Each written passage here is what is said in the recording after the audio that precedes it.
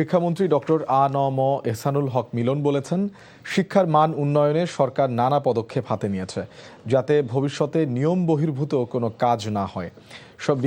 সকালে সাভারের ঘোড়াপীর মাজার এলাকায় গণবিশ্ববিদ্যালয় দিবস উপলক্ষে আলোচনা সভায় যোগ দিয়ে তিনি এসব কথা জানান।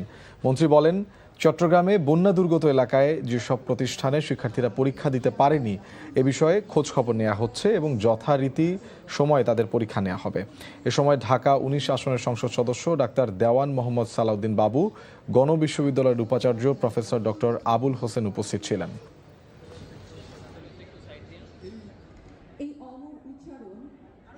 যাদের দুর্যোগ এলাকা রয়েছে, যেখানে বন্যা কবলিত হয়েছে, যেখানে আমাদের লোকাল প্রশাসন পরীক্ষা নিতে পারছে না, তারা সেইভাবে তাৎক্ষণিকভাবে আমাদেরকে জানাচ্ছে এবং তাৎক্ষণিকভাবে আমরা সেই এলাকায় পরীক্ষা বন্ধ করে দিচ্ছি এবং পরবর্তীতে অবশ্যই নিতে হবে, তাতে একই সাথে এবং সারা বাংলাদেশে পরীক্ষা চলছে, শুধু দুর্যোগ এলাকায় বন্ধ রয়েছে।